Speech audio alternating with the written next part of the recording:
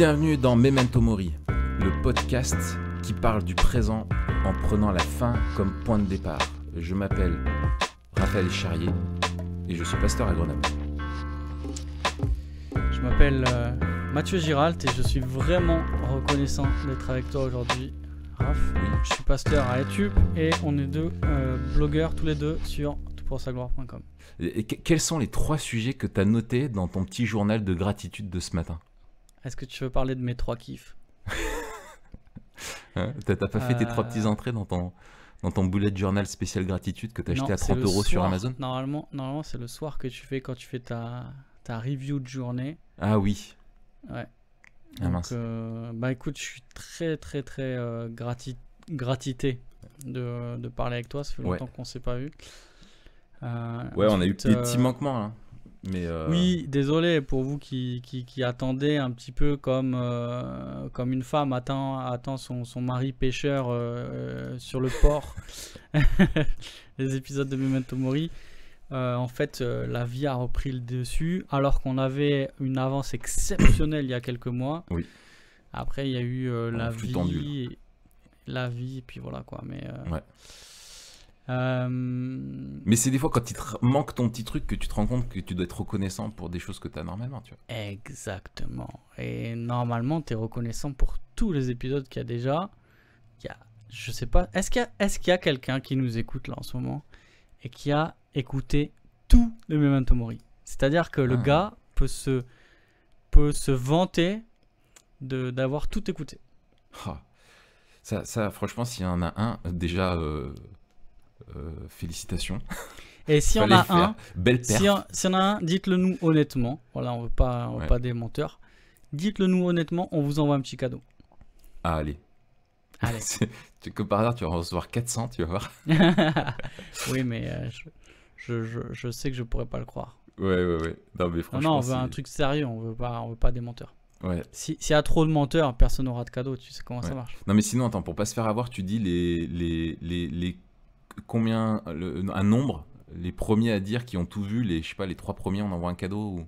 Ah ouais, super. Ouais. Les 3 premiers qui nous disent avoir tout entendu et qui le disent honnêtement, on envoie un cadeau. Voilà, sur l'honneur. Sur l'honneur. Sur la tête de votre mère, sur votre honneur, sur la tête du juge, sur la Il faut tête cracher par terre. Voilà, de Crache l'OPJ, par terre. sur les roues de la caravane. Ah là là. Voilà. Et du coup, on vous enverra ça et ça sera génial. Raph, on parlait Super League. Ouais. C'est sorti hier ou avant-hier. Qu'est-ce que t'en penses? Ouais, la Super League, ouais. Donc là, bon, il y aura beaucoup de développement. Là, vous écouterez ça le 26. On est le 20, il y a eu le cataclysme dans la planète foot.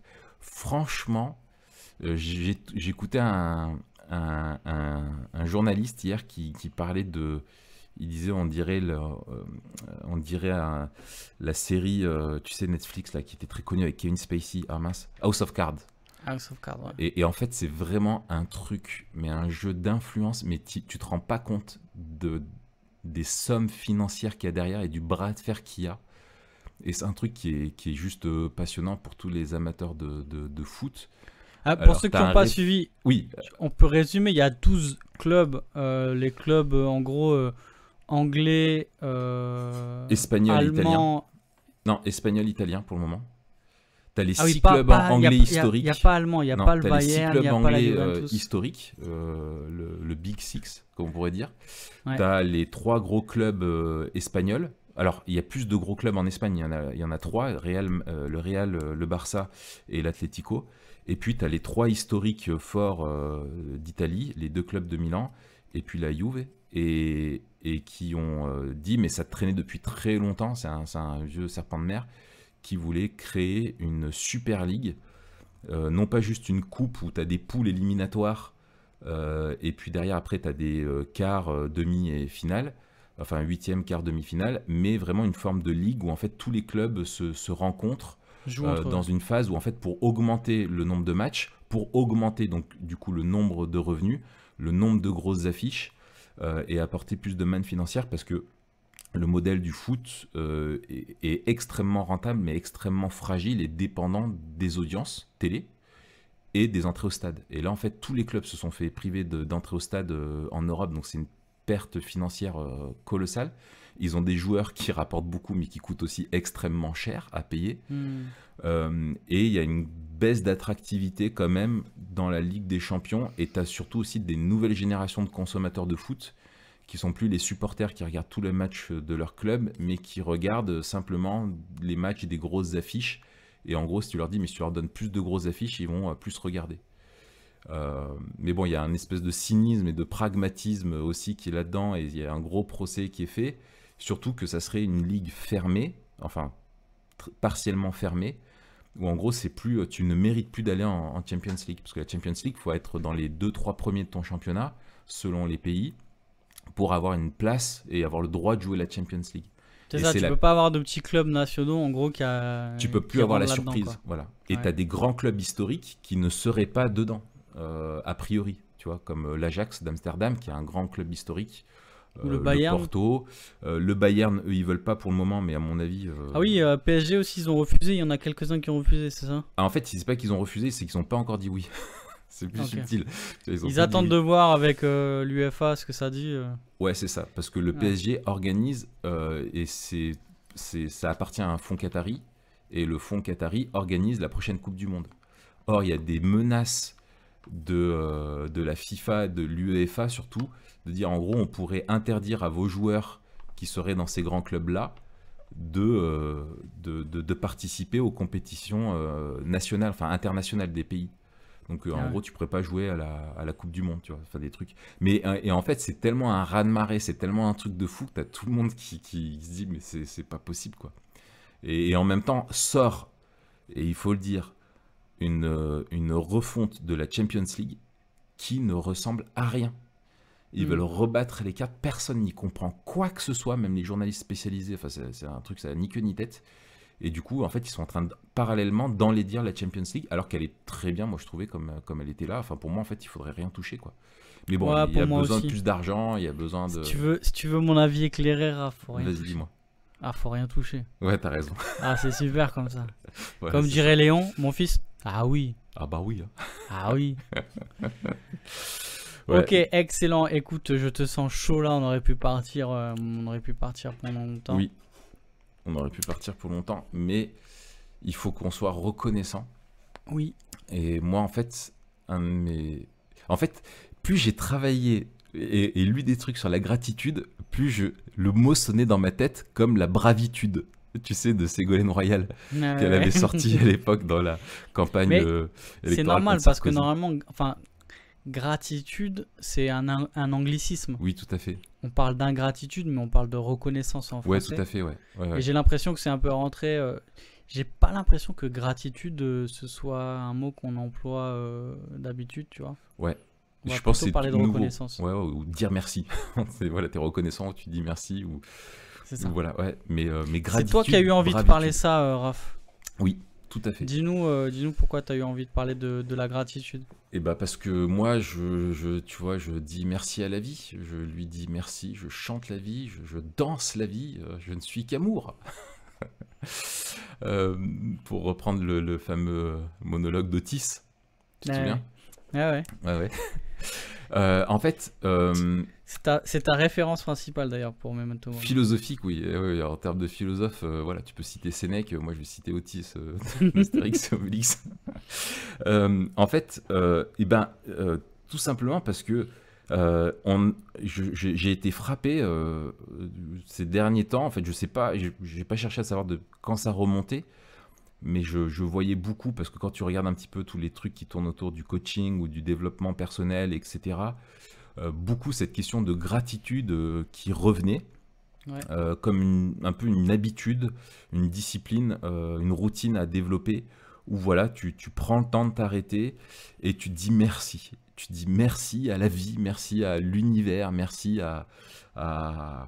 au cosmos, voilà, pour apprécier les bons moments que tu passes.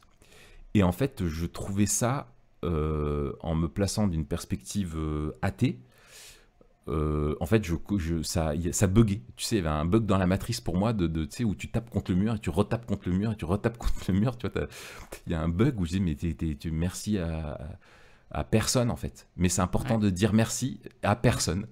Tu vois. Ouais. Alors, tu avais la Dans le version, genre. je connaissais la version très cynique de Bart Simpson d'une prière qu'il fait dans les Simpsons où il dit Homer lui demande de prier et parce qu'il est dans un délire un petit peu spirituel mystique dans un épisode et Bart il prie, il dit Dieu voilà, nous avons payé nous-mêmes tout ce que nous avons, alors nous ne te disons pas merci, amen. Tu vois. Donc je connaissais le côté provoque, tu vois, voilà. Mais là, tu as un merci, mais que tu lances aux étoiles, à l'infini, à l'univers, ou que sais-je. Alors je connaissais le merci aux autres, mais pas le merci dans le vide. Et je me suis dit, mais... Et puis ils sont hyper sérieux là-dedans, tu vois, c'était Hmm. très développé, très... Voilà, bon, je suis un peu moqueur, j'en conviens.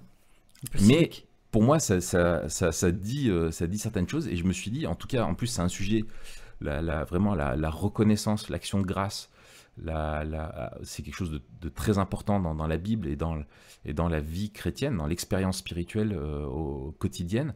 Et je me suis dit, c'est intéressant de faire une petite confrontation des deux, quoi. Excellent. Alors, attaquons, rentrons dans le vif Ouais. du sujet après 11 minutes. De quoi on parle exactement quand on parle de la gratitude dans le cadre du développement personnel ou de ce qu'on appelle la psychologie positive ou psychologie de l'épanouissement? Ouais. De quoi on parle quand on parle de gratitude et pourquoi on en parle tant? En fait, c'est quoi les gros ressorts les gros enjeux de la gratitude? Ouais. Alors, il y a, moi j'encourage tout le monde à faire ce que j'ai fait, c'est que j'ai juste simplement tapé gratitude dans Google. Et tu as regardé le TEDx de Florence Servan Schreiber? Non, pas du tout, pas le temps pour ça. Mais j'ai juste tapé gratitude dans Google et en fait après les définitions du Larousse et de Wikipédia, tu as révolutionpositive.fr, le pouvoir de la gratitude, 5 conseils pour vivre plus heureux. Canalvie.com, le pouvoir de la gratitude. Psychologie.com, la gratitude, ça fait du bien. Et ça, c'était important de le dire quand même. Ouais. On le mettra en lien d'ailleurs. Voilà, happinessmaker.fr, qu'est-ce que la gratitude et quels sont ses bienfaits. La réussitepersonnelle.fr, qu'est-ce que la gratitude. Voilà, passeport santé, pourquoi et comment pratiquer la gratitude, tu vois, passeport santé. Voilà, etc. Et tu tapes, t'enchaînes, voilà. Tu tapes après derrière, comme j'ai fait moi, dans Amazon et section livre, et tu tapes gratitude. Et alors là, c'est pareil. Tu vois, le guide de Bouddha pour la gratitude. Aujourd'hui sera une belle journée, journal de gratitude. Comment le secret de la gratitude a changé ma vie. Etc. Voilà. Et on te vend des journaux en fait pour noter tes 3 sujets de gratitude par jour. On te les vend 30 balles sur Amazon et c'est génial. Il y a même un journal de la gratitude pour les déprimés. Tu vois, voilà. T'es en dépression, on te dit achète mon journal à 30 balles, écris tes sujets de gratitude et ça va peut-être changer ta vie. Bref, donc c'est un truc qui est... alors il y a un vrai business déjà derrière, ça voilà. Moi j'ai trouvé 2 angles un petit peu qui définissent, pour définir un petit peu de comment on parle de ça. En gros, l'idée derrière la pratique déjà, je vais parler de la pratique et ensuite de comment elle est définie, c'est que l'idée c'est de développer une routine de ce qu'on appelle maintenant souvent de pleine conscience, une habitude en gros pour développer un regard positif sur ta vie et arrêter de te plaindre. Il y a l'idée qu'on se plaint souvent de beaucoup de choses. Alors pareil, on se plaint des fois envers on ne sait pas trop qui, mais on se plaint quoi. Et l'idée, c'est de s'arrêter et de prendre conscience de tout le bien qui nous arrive et de pouvoir dire merci à ça. Alors, il y a une dimension d'un merci à la vie, à l'univers, au cosmos ou que sais-je. Et puis, il y a aussi une dimension plus horizontale de développer la gratitude dans les relations, de dire merci aux gens, de les estimer à leur juste valeur, etc. Voilà. Mais moi, ce qui m'intéressait, c'était plutôt cette dimension verticale, mais enfin verticale, on ne sait pas, en tout cas qui pointe pas à l'horizontale, mais qui pointe vers une forme de transcendance sans qu'il y en ait bien définie, etc. Et donc, dans l'article de Psychologie Magazine, je pense, je voulais le citer, En fait, il y a deux angles. Je remobile un peu. Il y a deux angles. Il y a un angle psychologique, donc toute pensée positive, etc. Et un angle aussi plutôt axé sur une technique de PNL. Je reviendrai là-dessus. On PNL, parle pas du groupe, hein. non, pas ton groupe préféré, ça c'est certain. On parle pas de ODD. Mais de, voilà, c'est ça. Mais programmation neurolinguistique. Alors, sous l'angle psychologique, je te cite l'article de Psychologie Magazine intitulé La gratitude, ça fait du bien. Que j'ai lu. Que tu as lu aussi? Oui, on va être sur le même. Ouais, d'accord. Donc, elle même dit donc, par les merci lancés machine. Alors, en gros, c'est l'idée donc de ne pas avoir des merci lancés machinalement pour une porte qui est tenue ou une chose comme ça. Mais la gratitude est bienfaisante quand elle est exprimée en toute conscience après être passée par deux étapes. Première étape, la constatation du bien reçu, qu'il soit matériel ou immatériel, hein, et de son coût, l'effort que ça a demandé donc à la personne. Et ensuite, donc deuxième étape, la reconnaissance du fait que la source de ce bienfait se trouve en dehors de soi. Donc ça, c'est intéressant. C'est qu'on a reçu de quelque chose qui est en dehors de nous, un bienfait qui soit matériel ou non, et qui a représenté un coût à la personne, si c'est quelqu'un qui nous l'a fait, ou, alors je me demande comment il connaît ça, le coût, si c'est pas une personne, si c'est la vie, cette vie-là, qu'est-ce que ça lui a coûté de nous donner ça, bref. Et donc, source qui peut être une autre personne, mais aussi la vie elle-même, elle le dit. Donc ça, c'est bon, voilà. Et donc l'idée derrière ça, c'est de créer un cercle vertueux de renforcement de soi, finalement, en prenant le temps d'être reconnaissant, finalement, pour tout ce qui nous arrive et de développer un regard positif, sur la vie, quoi. Et donc, ça va développer une forme de ce qu'ils appellent aussi parfois la loi de l'attraction. Je ne sais pas si tu avais déjà entendu, Bien sûr, ouais. entendu parler de ça. Voilà. Donc l'idée de la loi de l'attraction, c'est que ce qui t'arrive est enfin, tout ce que tu penses va avoir une implication sur ce qui t'arrive. Et ça fait le lien avec et la façon dont tu l'exprimes. Finalement, ça va développer, ça va impacter ta façon de vivre.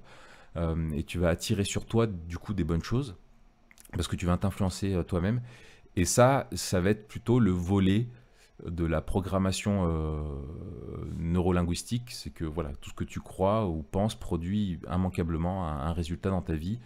Ça, c'est le volant, le pendant athée de Parole de foi, quoi, du mouvement Parole exactement. de foi. Ouais, voilà, c'est sauce athée de Parole de foi. Tu le dis et tu y crois, et du coup, ça va te changer ton mindset, ta façon de voir le truc, et du coup, ça va influencer tout ça dans la bonne direction. Alors, j'ai trouvé une application d'un article qui dit ceci. Donc, un conseil d'application qui dit ceci. Écoute bien, Mathieu. Si vous le souhaitez, voici un conseil de mise en pratique de la gratitude. Choisissez une pierre qui vous inspire. Et faites en sorte... Alors, tu veux dire la pierre... un caillou. Un caillou, papier, caillou, ciseaux. Il m'inspire la forme, la couleur... Non précisé dans l'article. D'accord. Et qui t'inspire. Okay. Je sais pas, peut-être une géode, tu vois. Tu sais, moi, j'ai besoin d'instructions précises. Voilà, donc une pierre, j'ai envie de te dire, ça peut être du bout de moellon qui est cassé dans ta cour, un beau caillou qui brille un peu quand tu le plonges dans l'eau et qu'il est mouillé, tu sais, comme dans les ruisseaux. Ah, ça me parle. Voilà. Donc, tu choisis cette pierre. Bon, alors, conseil que moi je t'ajoute, si possible, pas trop gros, parce que le but, c'est de l'avoir sur vous le plus possible. Tu veux dire, est-ce que ce serait pas un mini hôtel? Ah, il y a de ça, on va y venir. Ok. Chaque soir, avant de vous endormir, prenez-la dans vos mains et remerciez-la pour tout ce que vous avez vécu ce jour. Racontez-lui, cette pierre, le plus beau moment de votre journée. Cela vous permettra de terminer cette journée de manière positive. Et la pierre sera progressivement chargée d'ondes positives qui vous accompagneront en permanence. Donc là, tu vois, tu as une dimension New Age complète qui est rajoutée à ça. Excuse-moi. T'imagines quand même, ça peut causer des problèmes. Parce que tu imagines le couple où l'homme et la femme ne se parlent pas beaucoup et puis le soir au moment du coucher, l'autre il parle à sa pierre plutôt qu'à sa femme. Alors Et ici, et si son mari, elle parle à sa pierre et son mari s'appelle Pierre. Tu imagines la confusion? Écoute Pierre, je suis vraiment reconnaissant pour tout ce que j'ai vécu avec toi aujourd'hui. Qu'est-ce que tu te dis là?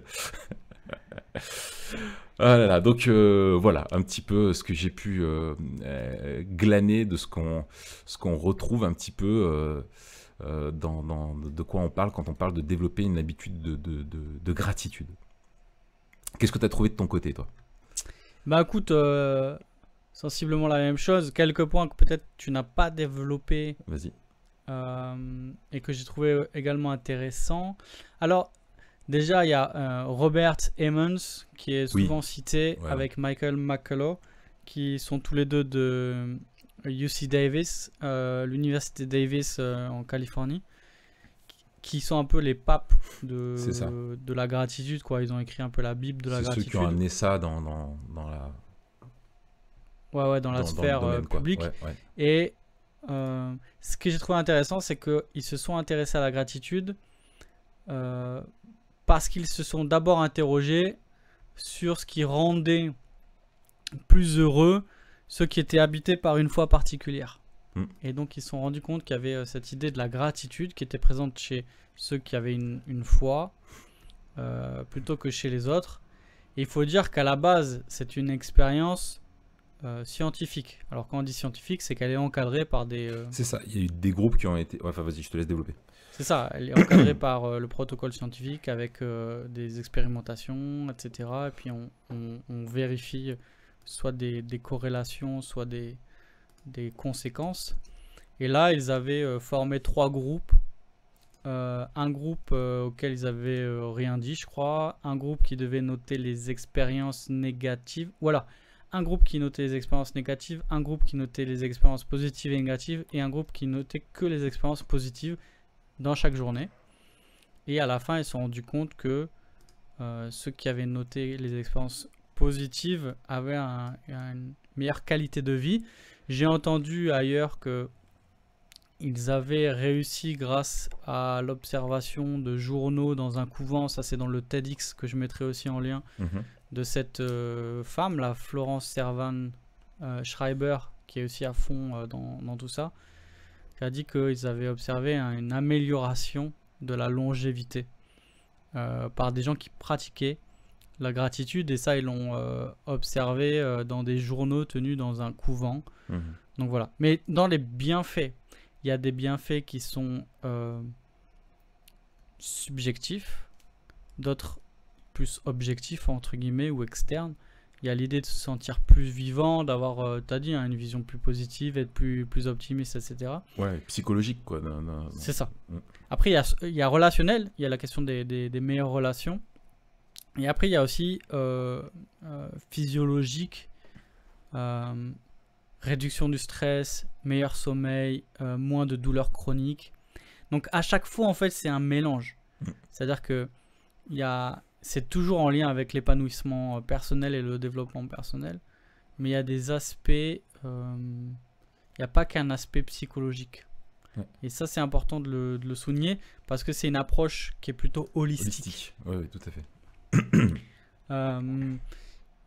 J'ai trouvé intéressant aussi, peut-être en dernier point, que Michael McCullough souligne que la gratitude pourrait être une heureuse alternative au matérialisme gangrène de nos sociétés hyper consommatrices. Et donc là on retrouve aussi soit des vertus, soit des pistes de philosophie ou de religion qui sont un peu remixées à la sauce athée pour pallier à des manques ou alors pour répondre à des problèmes contemporains. Et donc on voit aussi peut-être l'impasse du matérialisme pour répondre aux problèmes qu'il soulève et le besoin d'aller chercher dans quelque chose d'autre la solution aux problèmes qui sont soulevés par le matérialisme ou par la société de consommation, etc. Donc ça, j'ai trouvé ça assez intéressant, qu'il y a une dimension aussi sociale et sociétale et pas juste personnelle. Même si au final, on va le voir, ça reste très très très auto-centré, quoi. Oui, oui, oui, tout à fait. Alors justement, si on arrive maintenant, on a fait une présentation qui était déjà un petit peu teintée. On va le dire, on n'a pas été très très neutre dans nos présentations. Non, mais en même temps, Alors il c'est faut toujours dire le que truc, il faut être objectif, c'est pas possible en fait. Dans tous non, les alors cas, t'es un sujet, t'es pas un objet, donc t'es subjectif. c'est- Voilà, ça, voilà, on évacue.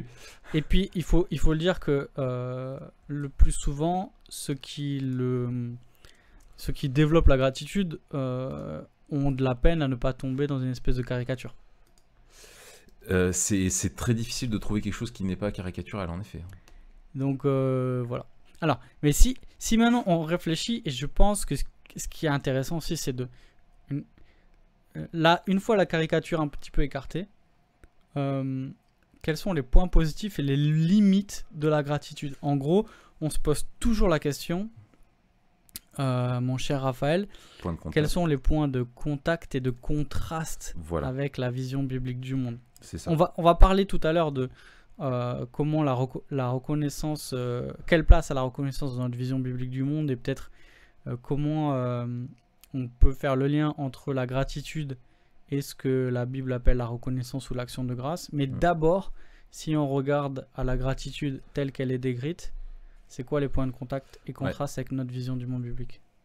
Ouais. Alors, il y a des points positifs. Alors, tu en as déjà évoqué et ils sont pas, je trouve, des moindres. Je pense que le fait, alors si je prends la dimension horizontale, qui va être celle sur laquelle on va être très facilement d'accord, et c'est un vrai gros point de contact que l'on a, c'est que effectivement, on peut être dans une société qui va très vite. On est occupé et sollicité par tout plein de choses, et on prend peut-être et sûrement, et ça je parle de nous tous, hein, moi le premier, pas assez le temps pour exprimer notre gratitude, notre reconnaissance aux personnes qui sont autour de nous pour ce qu'elles font. Pourquoi? Parce que probablement aussi qu'on ne prend pas assez la mesure de ce que ça leur coûte. Et c'est pas parce qu'elles le font et que c'est une convention sociale et que c'est attendu que ça ne mérite pas d'être reconnu comme étant quelque chose de bon, de bien, et qui mérite d'être remercié. Et je pense, tu vois, il y a un piège qu'on peut avoir, on va dire, faut apprendre c'est important de dire merci, comme c'est important il faut dire pardon. Non, dire pardon ou dire merci en tant que tel, c'est pas un mot magique. Tu vois, cette idée de dire attention, t'as oublié le mot magique, faut faire attention à comment on emploie la formule. Ce qui est important, c'est de prendre la mesure de notre offense. Donc c'est pour ça qu'on demande pardon. Si tu demandes pardon sans avoir pris la mesure de ton offense, tu passes à côté de la chose. Tu es juste dans une formulation, une expression, un idiome, quoi, un petit peu convenu. Ou pareil dans la gratitude, si simplement tu dis merci comme ça. Alors bien sûr, le but n'est pas, quand quelqu'un te tient la porte, de t'arrêter, de lui saisir le visage entre les deux mains, de te mettre une chialer et de dire écoute, je te remercie pour ce que tu m'as fait. Je voudrais prendre 10 minutes pour t'expliquer pourquoi tu es si extraordinaire. Mais de marquer notre reconnaissance pour ce que les autres peuvent faire. Il y a un autre point positif que je trouve aussi également, et ça rejoint celui-là, c'est cette idée de prendre conscience des bonnes choses qui nous arrivent, dans le sens où on a, c'est vrai, hein, et peut-être nous, en tant que Français, on est marqué aussi culturellement par ça, par le côté un petit peu râleur, ou pour voir tout ce qui ne va pas et d'exprimer notre frustration, ça on sait le faire. Non. Mais comme on dit, on parle toujours du train qui arrive en retard, jamais du train qui arrive à l'heure. Et c'est important aussi de reconnaître, de prendre conscience que ouais, dans notre vie, il se passe quand même beaucoup de choses bonnes. Et des fois, ce sont d'autres personnes qui vont un petit peu nous rappeler ça, on en a besoin. Et donc ça, c'est la deuxième chose, donc de prendre conscience, aussi de prendre le temps de prendre conscience qu'il nous arrive beaucoup de bonnes choses.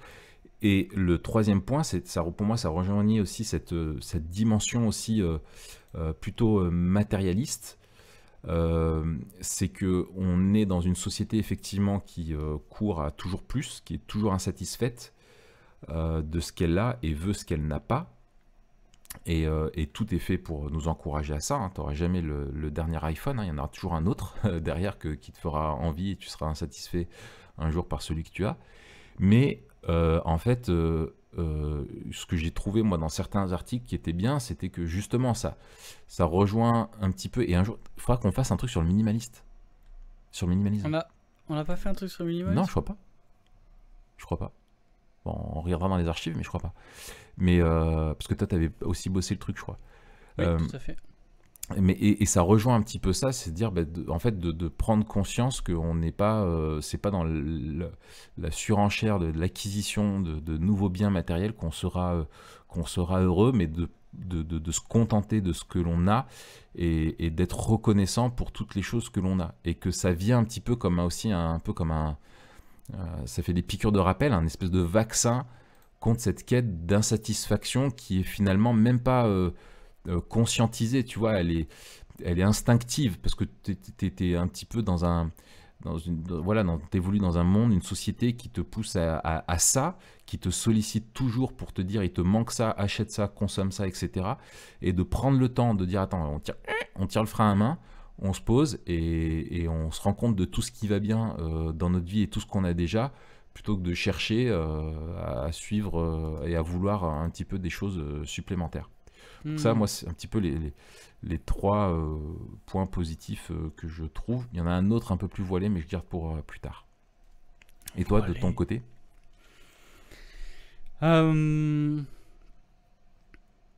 Ouais, alors moi, dans les points positifs, je trouvais aussi que c'était assez intéressant le décentrement, tu vois, dire ça nous détourne un peu du moi. Et ça à plusieurs niveaux. Par exemple, contre le sentiment de contrôle, le fait de reconnaître qu'il y a bien des choses qui ne dépendent pas de nous, reconnaît que finalement on n'est pas au contrôle total de tout ce qui nous arrive. Au contraire, en fait, qu'on est au contrôle de pas grand chose. Ouais. Et donc je trouve que ça c'est pas mal parce que c'est le premier pas pour une vraie responsabilité. La vraie responsabilité, c'est reconnaître ce qui dépend de nous et ce sur quoi on a une certaine une agence, enfin un certain pouvoir. Et au contraire, tout ce qui ne dépend pas de nous. Et du coup, on doit un peu abandonner nos illusions de contrôle. Ensuite, décentrement aussi au niveau de la communauté et de la reconnaissance qu'on a besoin des autres. Ouais. Et ça te décentre. Ça replace la question de la communauté et des cellules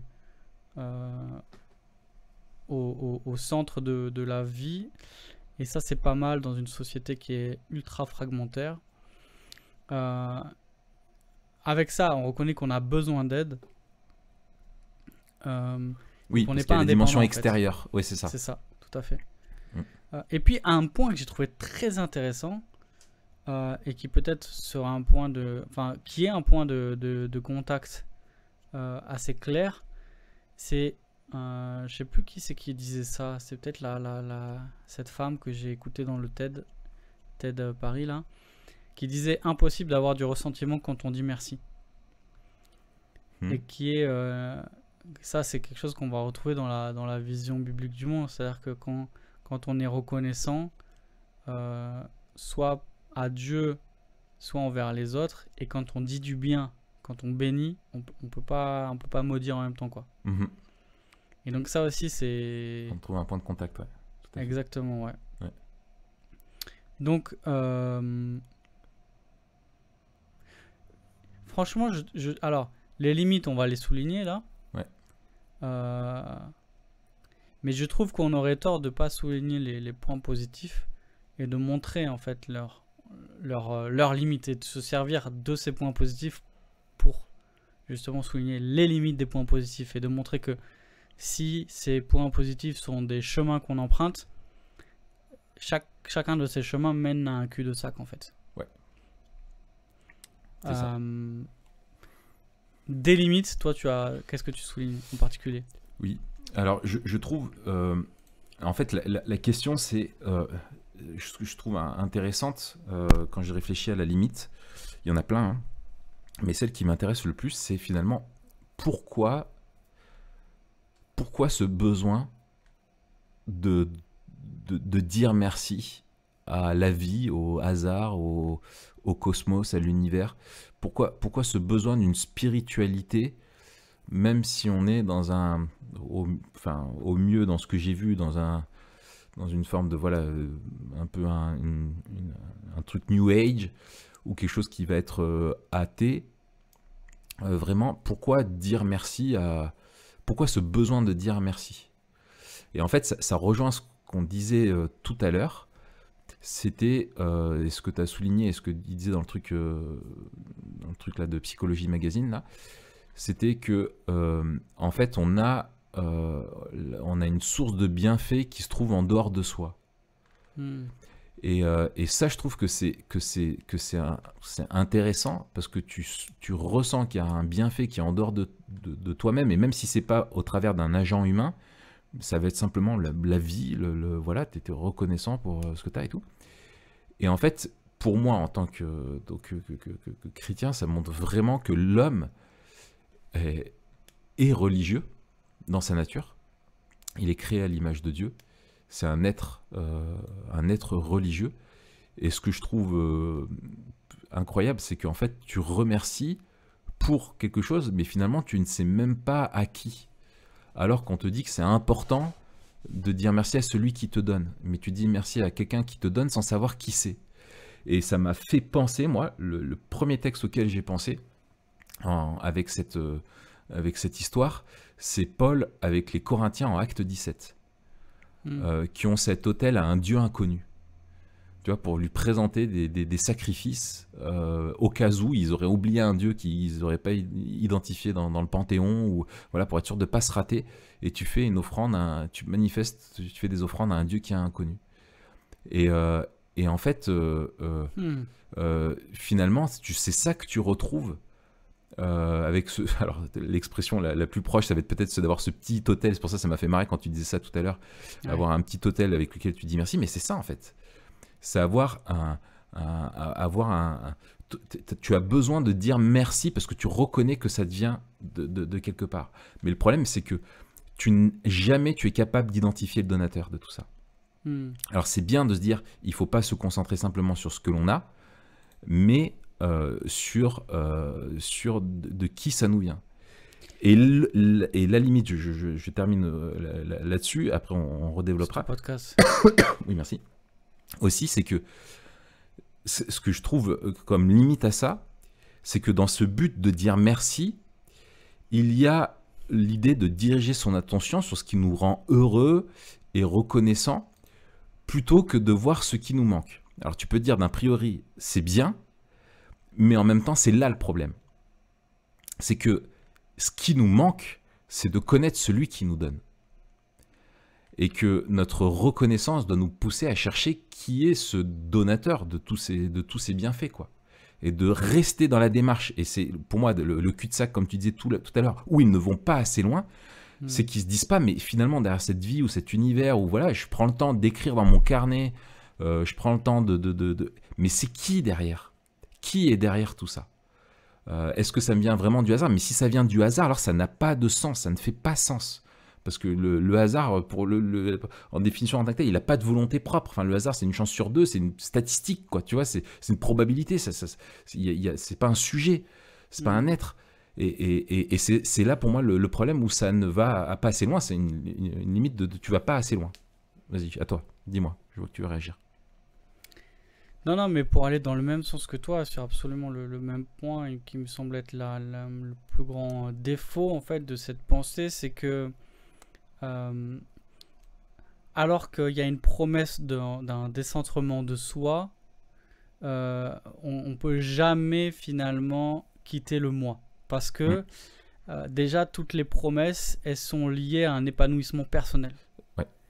Donc en fait, ce qu'on va chercher, c'est des nouvelles techniques pour vivre plus heureux. Et là encore une fois, c'est normal en fait de vouloir être heureux.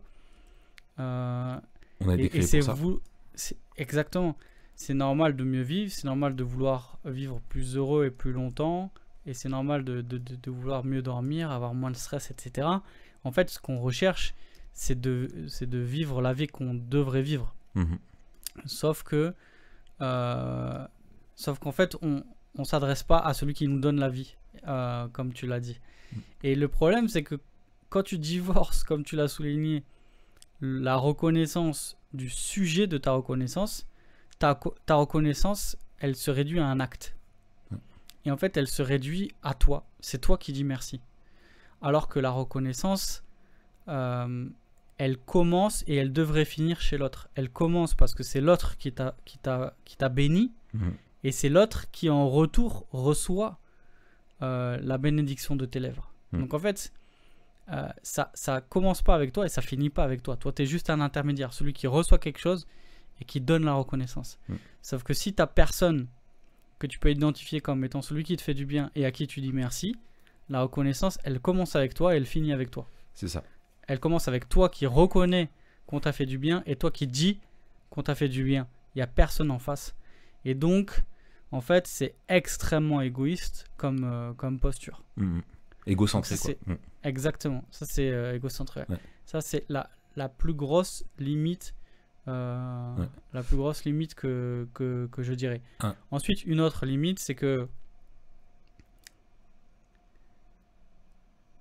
honnêtement, alors, même si on reconnaît les bienfaits, même si on reconnaît les points positifs, même si on reconnaît les points de contact, il n'empêche qu'on peut, et c'est peut-être la manière dont certains voient le christianisme, hein, il faut le reconnaître, et c'est aussi pour ça qu'on plaide pour un plus grand réalisme de la vie, pas seulement de la vie chrétienne, mais aussi de la vie, de la vision, c'est pour ça qu'on parle de vision biblique du monde, mais à en lire les défenseurs de cette philosophie-là et de cette psychologie-là, en fait, on n'arrive pas à placer à l'intérieur de cette vision du monde, à sa juste place, ce que nous on va appeler le péché et le mal et son horreur.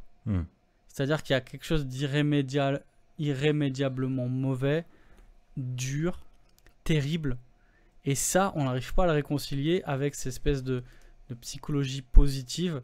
Il y a quelque chose d'absolument horrible au mal, tel qu'on le voit. Et là, tu vois, je suis en train de finir l'injustice. Je suis en train de finir la série sur l'Ecclésiaste dans l'église. Toute cette année, on a fait l'Ecclésiaste en groupe de maison. Et je dis, mais l'Ecclésiaste, c'est une claque de réalisme. Le mec t'enlève toutes tes illusions et tout le discours bisounours aussi qu'on peut avoir en tant que chrétien, et ça c'est excellent.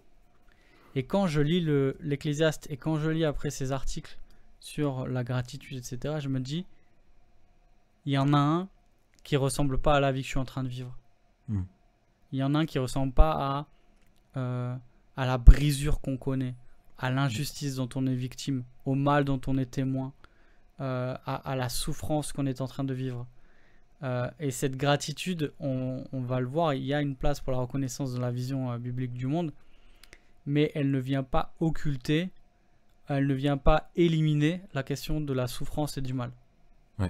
Et donc, si tu as une vision du monde qui ne te permet pas d'articuler avec réalisme, c'est-à-dire qui s'accorde avec la réalité telle qu'on la vit, la question de la souffrance et du mal, pour moi, la limite, elle est vite répondue, comme dirait l'autre. La question, elle est vite répondue. C'est qu'en fait, je vis pas dans un monde qui me permet de vivre la gratitude telle qu'on me l'a décrit. C'est ça. Il y a une dimension pragmatique qui fait que je ne peux pas vivre comme ça. Et même si tu me parles de tous les bienfaits, même si tu parles... Moi, je reconnais les effets de la PNL. Enfin, on peut pas... on peut pas rentrer en conflit avec ça, à mon avis, dans une certaine mesure. C'est-à-dire que dans une certaine mesure, tu me dis ce que tu en penses après, mais dans une certaine mesure, j'estime qu'il est évident, dans le sens où on a des preuves, que il y a des effets tangibles à la PNL. Oui, et quelque part, enfin, j'irais même plus, enfin, tu vois, réveille-toi, ô mon âme. Ouais. Repense à ses bienfaits. Et en fait, de se parler à soi-même, il y a quelque chose de profondément biblique. Et c'est quelque chose dans le bouquin que j'écris là, où tu as une vraie sagesse. Tu peux dire ça maintenant, ça c'est pas mal. Ouais. Quelque chose dans le bouquin que j'ai écrit. C'est c'est vrai que ça fait bien. Ouais. Mais en fait, parce que j'ai cherché plusieurs sources qui parlaient en fait, du fait de se prêcher l'évangile. De Lloyd Jones à Jerry Bridge. Et en fait, ouais,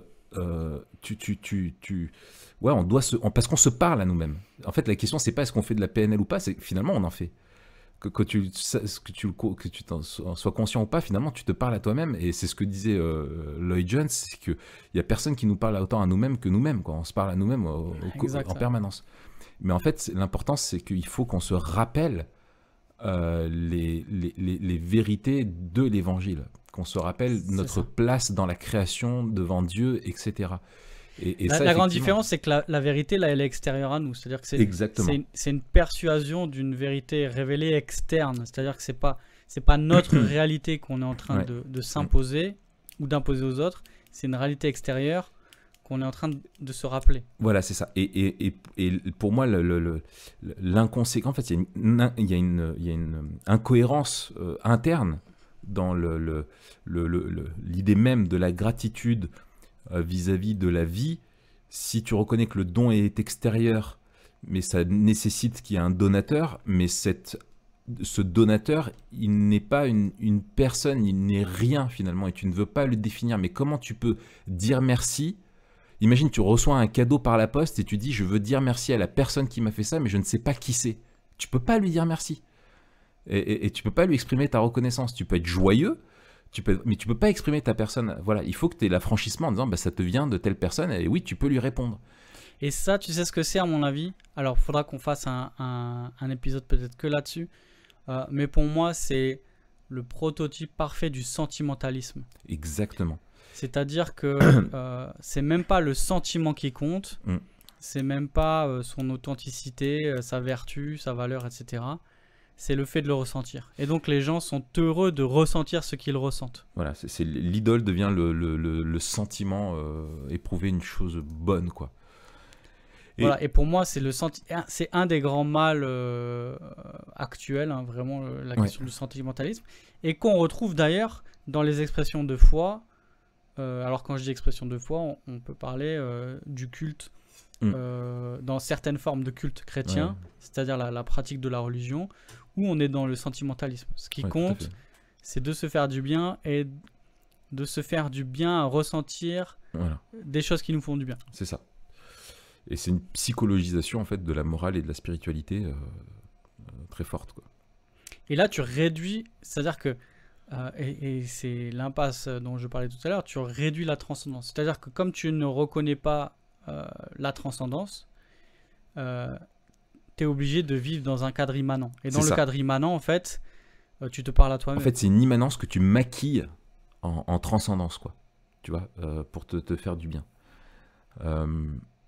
Il y a une autre limite aussi que je trouve, c'est que alors on avait fait le truc sur le développement personnel, et ça rejoint un petit peu ce que tu disais tout à l'heure sur le fait que le monde, on est dans un monde impacté, déformé par le péché, déchu, et qui est enlaidi et qui est difficile.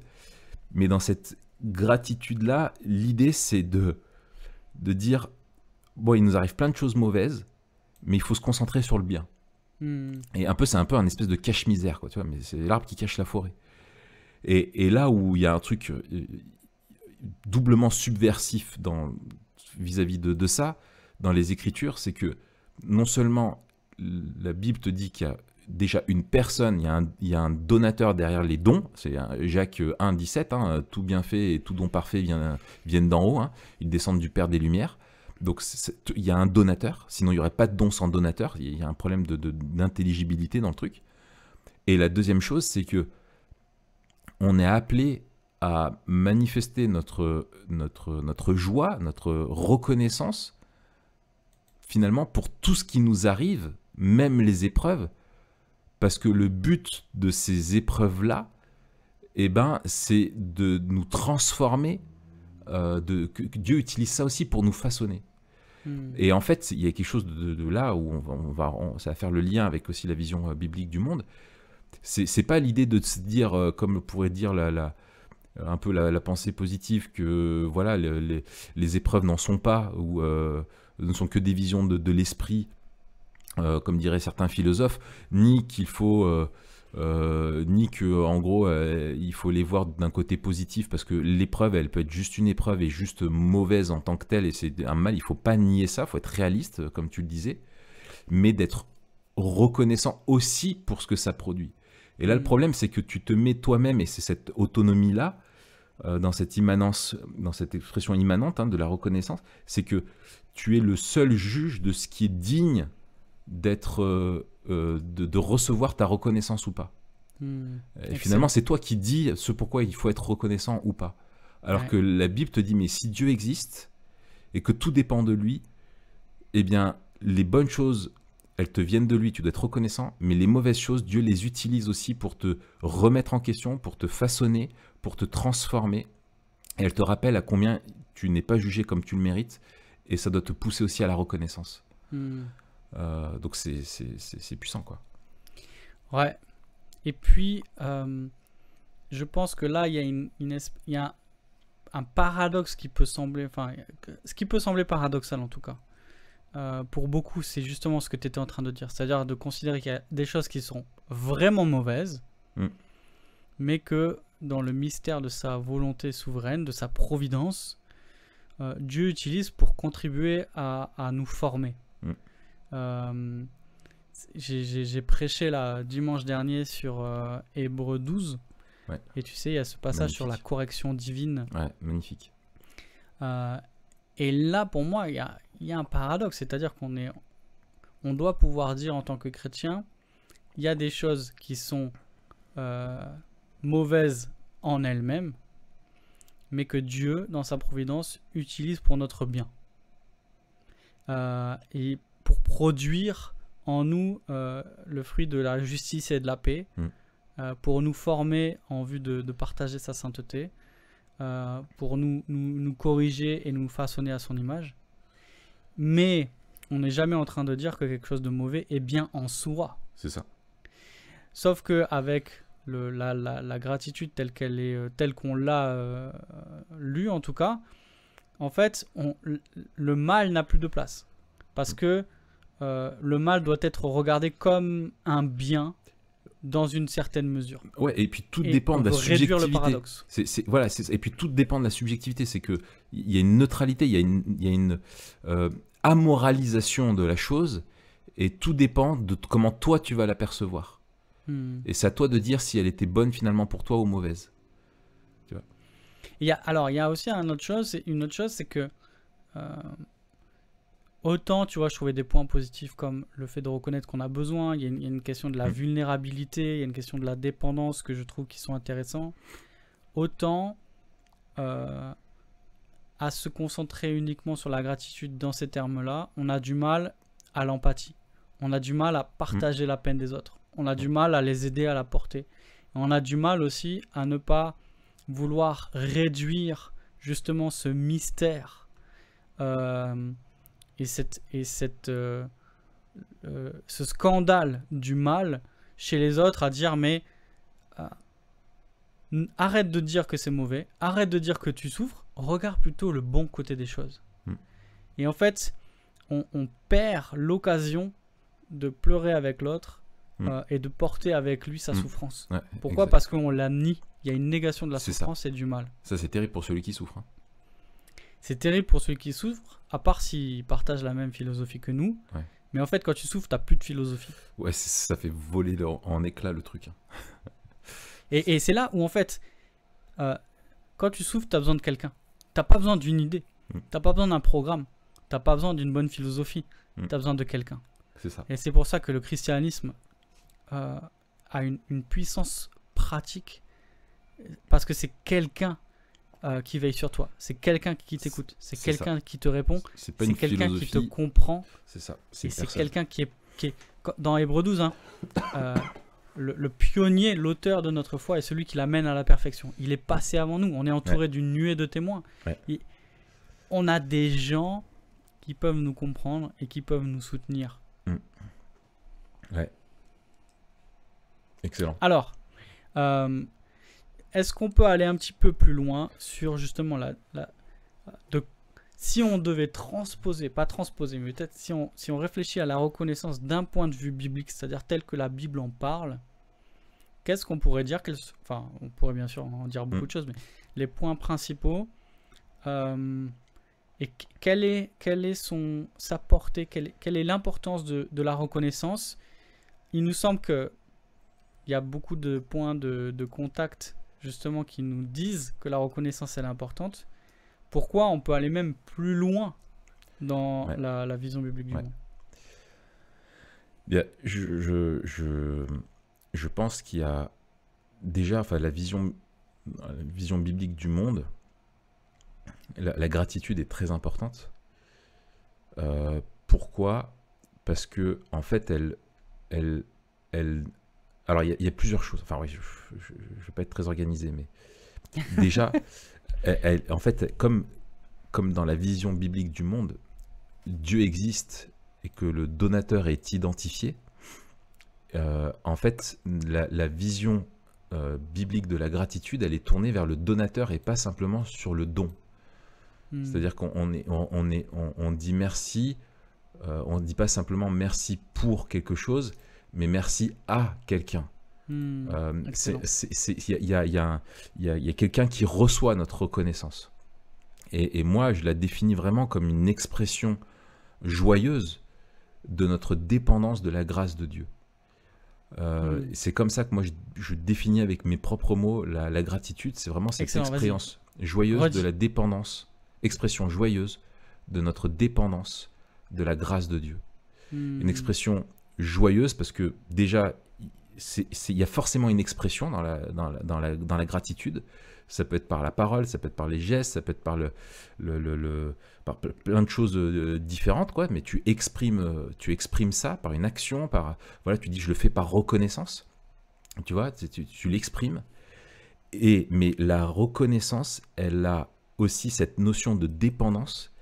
C'est que nous avons une dette morale envers Dieu. C'est-à-dire que c'est mal de ne pas remercier celui qui nous donne et qui est bon pour nous. Et c'est une manifestation de notre dépendance qu'on reconnaît que, en fait, il n'y a pas une seule chose qui ne nous vienne pas de Dieu. Et c'est cette dépendance, et l'homme ne vivra pas de pain seulement, mais de toute parole qui sorte de la bouche de l'Éternel. C'est donne-nous notre pain quotidien. C'est la reconnaissance, c'est reconnaître que justement on est dépendant de lui et qu'on ne peut rien par nous-mêmes. C'est l'anti-Bart Simpson, quoi. Tu vois, on reconnaît que tout nous vient de lui et pas simplement 2-3 choses dans la journée. C'est en lui qu'on a le mouvement, la vie et l'être. C'est en lui que tout nous vient de lui et on est dépendant de lui. Et parce qu'on est dépendant de lui, eh bien, c'est pour ça qu'on lui exprime notre reconnaissance. Rien ne vient de nous-mêmes. On est capable de produire rien. On n'est pas autosuffisant. On a besoin de lui pour absolument tout. Donc ça, c'est l'expression donc de cette dépendance. Et pourquoi ça nous vient de Dieu? Ça nous vient de Dieu comment? Mais en fait, ça nous vient de Dieu en vertu de sa grâce, en vertu de sa bonté. C'est pourquoi il y a une reconnaissance. C'est parce qu'il n'y a rien qui est c'est rejeter aussi toute notion de mérite. C'est pas simplement Dieu nous donne comme un échange, mais non, en fait, c'est cette notion-là pour moi de dette morale, elle est importante parce que Dieu nous donne par grâce. On ne mérite rien de ce qu'il nous donne. Et en fait, la reconnaissance nous restaure l'ordre naturel des choses. Elle nous replace dans notre statut de créature, dans notre dépendance du Créateur qui est bon pour nous. Et je crois que c'est vraiment, en fait, la reconnaissance, c'est un des moyens que Dieu nous a donnés, non pas parce qu'il a simplement besoin de nous, ni parce qu'il le mérite, d'accord? Ça, c'est clair et net, elle lui est due, il le mérite, mais on en a besoin. Et Dieu nous le commande aussi, c'est aussi un commandement d'être reconnaissant, Pourquoi? Parce que ça nous permet de voir notre vie, notre existence telle qu'elle est. C'est-à-dire complètement dépendante d'un Dieu qui nous fait grâce alors qu'on ne le mérite pas, d'un Dieu qui est créateur et que tout nous vient de lui.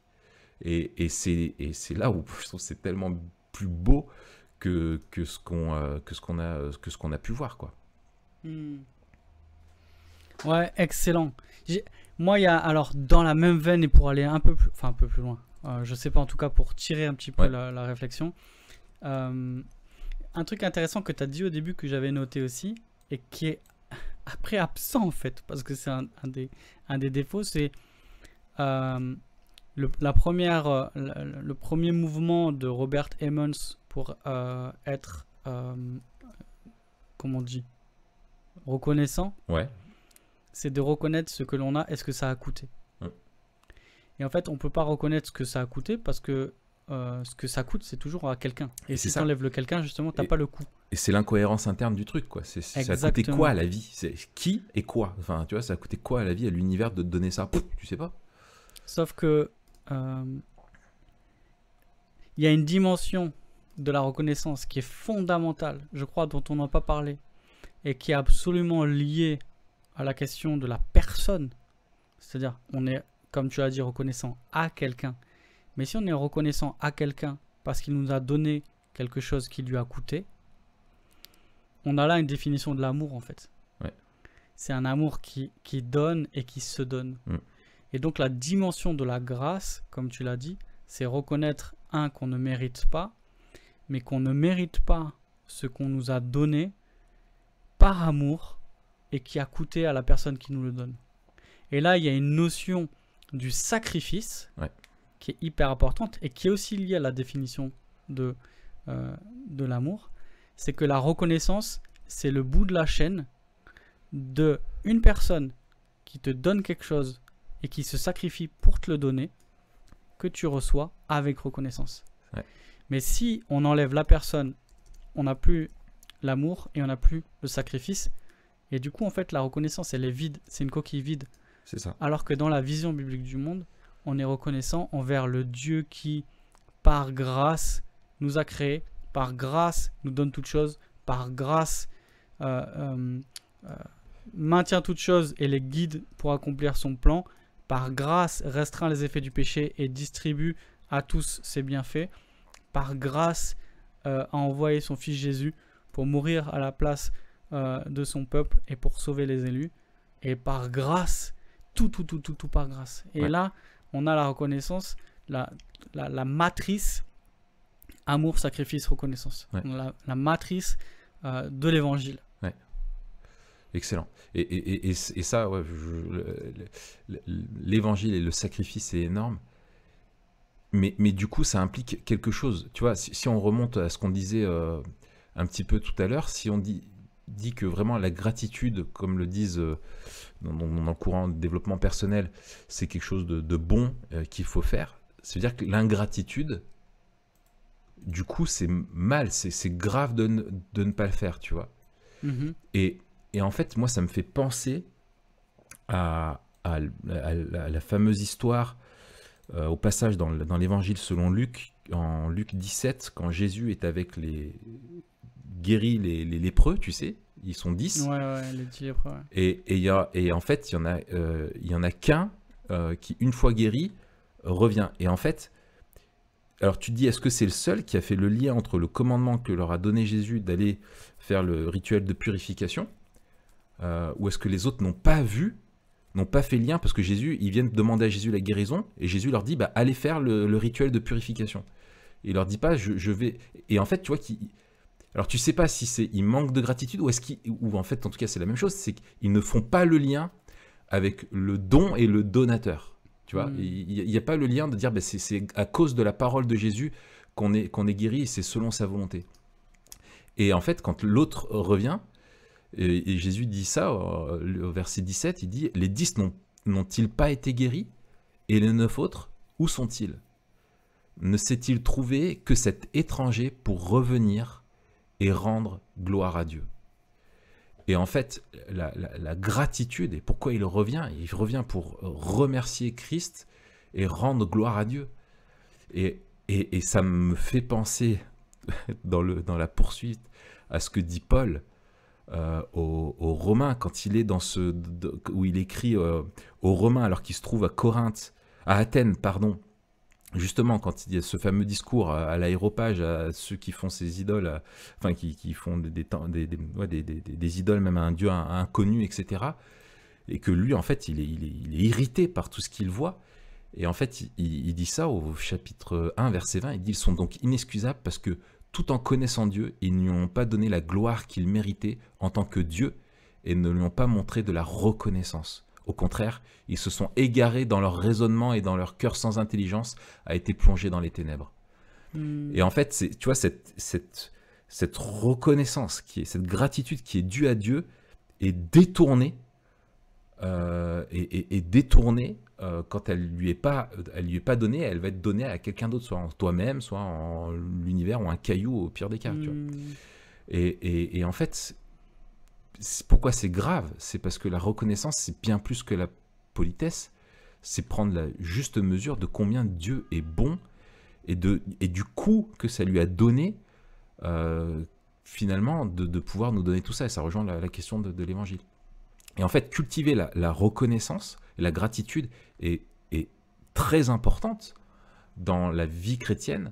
La gratitude envers Dieu, parce qu'elle a un moyen puissant de nous faire grandir dans notre joie, parce que ça nous permet de nous fixer plus sur Dieu, sur ce qu'il nous donne, et ça nous protège aussi de l'idolâtrie et de l'insatisfaction, et c'est d'apprendre à être content dans l'état où on se trouve, quoi. Et en fait, quand on est centré sur c'est être centré sur le donateur plus que sur les dons. Et ça me fait penser à une magnifique prière de G.K. Chesterton qui disait tu m'as donné tellement de bonnes choses, mais donne en moi encore une autre, un cœur reconnaissant. Et ça, je trouve que c'est une prière qui est magnifique, quoi. De dire, mais donne-moi plus d'un cœur qui comprend à quel point tu es bon pour moi. Excellent. Excellent. Alors, on va arriver à la fin de cet épisode. Oui. Et on va poser la sempiternelle question. Oui. En quoi vivre Memento Mori est un moyen de manifester notre gratitude? Comment Memento Mori peut nous aider à être plus reconnaissants? Et peut-être inversement. Comment être plus reconnaissant peut nous aider à vivre plus Memento Mori? Ouais. Qu'est-ce que tu dirais, Raph? Ouais. Si je reprends, c'est les lépreux qui font demi-tour. Enfin, ceux lépreux qui fait demi-tour et qui veut rendre gloire à Dieu. Finalement, quand tu réfléchis, ça nous pousse. Il faut penser Memento Mori parce qu'il faut nous rappeler la finalité de notre salut. Et en fait, si tu penses à la finalité de ton salut, aussi, comme tu le disais, au coût, à quel prix il a été acquis, et que tu penses à ces choses-là, finalement, tu vas apprendre à développer une reconnaissance et replacer les insatisfactions, les frustrations que tu peux avoir des choses par le quotidien, tu vois, leur faire, les remettre à leur juste place. Ça les fait pâlir un petit peu. Et là où, effectivement, on a fait allusion tout à l'heure, la gratitude est finalement présente dans toutes les spiritualités, dans toutes les religions. Hein. Dire merci au Dieu, d'offrir des sacrifices, voilà, etc.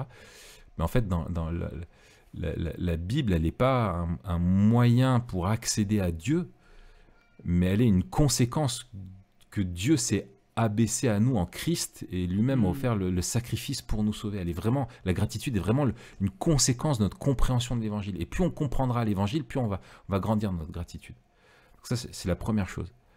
La deuxième, c'est que si la compréhension, et là je voudrais dans une dimension qui est plus horizontale, si la compréhension, si notre capacité à pardonner aux autres est proportionnelle ou dérive de notre compréhension de l'ampleur de notre dette qui nous a été remise, de notre pardon, alors la compréhension de la générosité de Dieu à notre égard doit nous pousser à être nous aussi généreux vis-à-vis des autres. Tu vois, si la gratitude c'est une réponse à un cadeau qui t'est fait, je pense que ça doit nous pousser à dire combien Dieu est généreux envers nous et Dieu est bon pour nous, à être bon aussi vis-à-vis des autres et ne pas vivre en étant avec cet égocentrisme qu'on a où on veut que des bonnes choses avant tout nous arrivent et on vit pour que des bonnes choses nous arrivent, mais de vivre en se disant mais je suis là où je suis avec ces personnes-là autour de moi pour leur faire du bien au nom de Dieu. Excellent. Et je rebondis un petit peu sur ce que tu viens de dire et on le voit, hein, la relation merci. La relation horizontale est toujours un reflet et un prolongement de notre relation verticale. On traite les autres comme Dieu nous traite. Et il y a quelque chose d'intéressant, c'est que dans tout ce que j'ai lu, alors j'ai pas lu grand chose, hein, il faut le dire, mais dans tout ce que j'ai lu en fait, on est chacun reconnaissant pour ce qui nous arrive. Oui, c'est ça. Et donc j'ai dit qu'une des limites c'était le manque d'empathie parce qu'on avait du mal à comprendre et à aider les autres à traverser la souffrance. Mais aussi le problème c'est que on est rarement invité, en tout cas dans ce que j'ai lu, rarement invité à se réjouir de ce qui arrive aux autres. C'est-à-dire qu'on se réjouit de ce qui nous arrive et on ne se réjouit pas de ce qui arrive aux autres. Et je trouve que c'est une dimension importante de la vie chrétienne, de partager ses joies et ses peines. Il y a une solidarité dans le corps de Christ. Il y a aussi ça combat la jalousie. Exactement, c'est ce à quoi je pensais. si la reconnaissance peut combattre la médisance, la reconnaissance pour ce qui arrive aux autres combat aussi la jalousie. C'est-à-dire que, bien sûr, le contentement, tu peux pas être vraiment content si t'es pas content de ce qui arrive aux autres. C'est ça.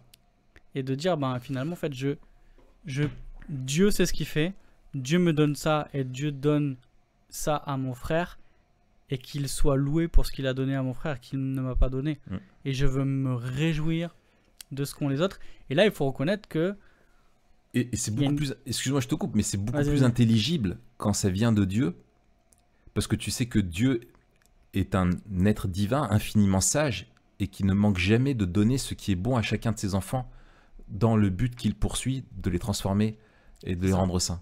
Mais si c'est la vie, mais la vie, elle peut être injuste. Et ça peut te conforter dans une injustice de regarder à ce que les autres ont et pas toi. C'est ça. C'est tout à fait. Et puis justement, pour vivre une vraie reconnaissance, il faut reconnaître la sagesse, comme tu disais, de ce qui est accordé aux autres et qui ne nous est pas accordé. Je suis reconnaissant que Dieu, dans sa sagesse, ne me confie pas tout ce qu'il pourrait me confier ou tout ce qu'il a confié aux autres, pas dans les temps que moi je voudrais, parce qu'en fait, je serais bien incapable de gérer avec sagesse ce qu'il pourrait me confier. Et par contre, en étant reconnaissant, je reconnais la sagesse et la bonté de Dieu. Et là encore, ça me fait grandir dans l'humilité. Donc en fait, si on n'étend pas notre reconnaissance à ce qui arrive aux autres, alors on ne peut pas vraiment être humble. Sinon, c'est une définition de l'humilité qui est toujours centrée sur soi. Et ça, c'est très problématique. Et il me semble que la reconnaissance, c'est comme tu disais aussi un avant-goût de cette félicité éternelle où finalement on se rendra compte à la fin, on le sait, mais on s'en rendra compte que tout n'est que grâce. Ouais, c'est ça. Et que la vie est infiniment plus belle que tout ce qu'on a pu vivre et expérimenter jusque-là. Et on se rend compte, en fait, un des principes de base de la gratitude, c'est de se rendre compte que la vie est belle. Et en fait, on se rend compte qu'elle n'est pas aussi belle que ce qu'elle sera un jour. Ouais, c'est ça. Ouais. Magnifique. Magnifique. Merci Raph. Je pense qu'on peut devenir des influenceurs en gratitude maintenant. Oui, d'ailleurs, on a ouvert un Insta qui s'appelle Chrétien Gratitude Lifestyle. Lifestyle. On partage des photos de café macchiato avec des feuilles, tu sais, fait avec les baristas là. Et puis des cakes. Voilà, des cupcakes à la carotte. Voilà, des muffins. Et avec des bougies senteurs fleurs d'automne. Exactement. Donc n'hésitez pas à nous suivre, hein. Fleur Chrétien, d'automne, ça veut gratitude, rien dire. lifestyle. Oui, ça marche. Bon, et bien écoute, en tout cas, moi je suis reconnaissant que Dieu, dans sa sagesse, t'ait donné la moustache à toi plutôt qu'à moi. Et il faut. Et il l'a bien fait. Il faut du courage pour la porter, moi, je te le dis. Oui, Je te le oui. dis. Alors moi je m'en rends pas trop compte parce que finalement ça fait quelques années que je l'ai maintenant, tu vois. Oui, oui. Et que moi Tu t'es habitué, ouais. je vois pas le décalage, tu vois. Je me dis, je Non. vois des photos des années 1920 et je me dis, voilà, tous les mecs étaient normaux à cette époque, tu vois. Voilà, c'est ça. Mais c'est vrai que quand je regarde autour de moi, je me rends compte que je fais partie d'un club avec un nombre d'adhérents limité. Si, je pense que parmi les Gilbert, les Jean-Marie, les Gérard et les Dédé, tu en as un paquet encore. Et les étudiants de beaux-arts et les artistes Voilà, exactement. Voilà, t'as deux franges un petit peu extrêmes, quoi. Tu vois ce que je veux dire? qui sont à l'extrême, mais souvent la boucle est bouclée.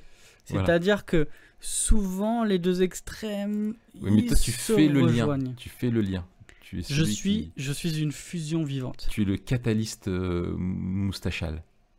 Je suis le catalyste de tout ce qui se fait de mieux. Voilà. C'est-à-dire le monde des beaux-arts et puis la mode des campings. Voilà. Très bien. Bon, et ben Mathieu, on va se laisser là-dessus, sur ces Yes. paroles pleines de sagesse. Et on se retrouve la semaine prochaine Absolument. pour évoquer un autre sujet bien sympa qui est Qui est Éden comme temple. Éden On va- comme temple. Voilà. Regardez ensemble qu'est-ce qui nous permet d'affirmer que Éden est à comprendre comme un temple primordial dans l'écriture. Qu'est-ce que ça change? Qu'est-ce que ça veut dire et qu'est-ce que ça change? C'est ça. Qu'est-ce que ça veut dire? Qu'est-ce que ça change? Comment ça façonne en fait notre vision de la culture et notre vision de la vocation chrétienne? Voilà, ça fait partie de ces notions qui ont changé un peu pour moi mon paradigme de la vision du monde. Excellent. Et ben tu nous parleras de ça la semaine prochaine. Yes. À la semaine prochaine, Raph. Allez, salut à tous. Salut.